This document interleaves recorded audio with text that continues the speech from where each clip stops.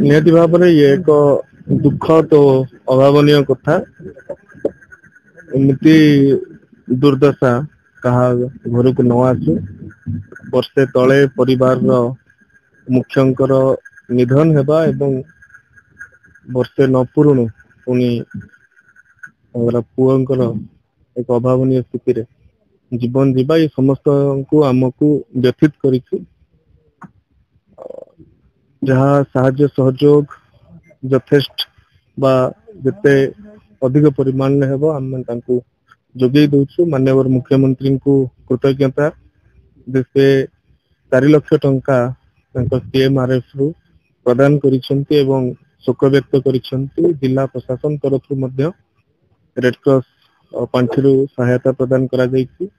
ଏବଂ ବାତ୍ସଲ୍ୟ ଯୋଜନାରେ କେଉଁଭଳି ଭାବରେ ଝିଅକୁ 21 ବର୍ଷ ହେଲା ଯାଏଁ ତାର ପଢିବାର ଦାୟିତ୍ଵ ସରକାର ବହନ କରିବେ ଏବଂ ମାସକୁ ତାଙ୍କୁ 4,000 ଟଙ୍କା ଏଥି ନିମନ୍ତେ ଯୋଗେଇ ଦିଆଯିବ।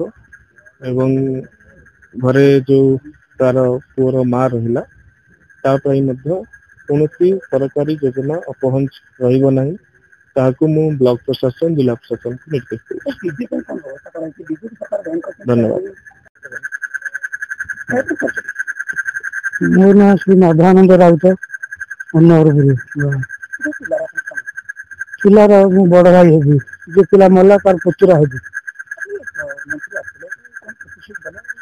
ମନ୍ତ୍ରୀ ପ୍ରତିଷ୍ଠା ଦେଲେ ସରକାରୀ ସ୍ତରରେ ଯୋଉ ସାହାଯ୍ୟ ହେଇପାରିବ ସେ ତାକୁ ସାହାଯ୍ୟ କରିବେ। ଆଉ ମନ୍ତ୍ରୀ କହିଗଲେ ଯେ ମୁଖ୍ୟମନ୍ତ୍ରୀ ରିଲିଫ ପାଣ୍ଠିରୁ 4 ଲକ୍ଷ ଟଙ୍କା ମୁଖ୍ୟମନ୍ତ୍ରୀ ପ୍ରଦାନ କରିଛନ୍ତି। ସେ 10 ଦିନ ମଧ୍ୟରେ ଆସିବ। ଆଉ ସରକାରୀ ସ୍ତରରେ 25,000 ଟଙ୍କା ଆଉ ତାଙ୍କର ତହସିଲଦାର ଆଉ ଆମର RI ଆସିକି ପ୍ରଦାନ କଲେ। ଆମର ଯୋଉ 25,000 ଟଙ୍କା ପ୍ଲସ ଖାଦ୍ୟ ସାମଗ୍ରୀ ତାଙ୍କୁ ଦେଲେ। ପିଲାର ପାଠ ପଢିବା ପାଇଁ ସେ ମାସିକ 4,000 ଟଙ୍କା ସେ ଝିଅ ଛୁଆକୁ ଦବ। ତାର ବାତ୍ସଲ୍ୟ ଯୋଜନା ମାଧ୍ୟମରେ ତାକୁ ଦିଆଯିବ।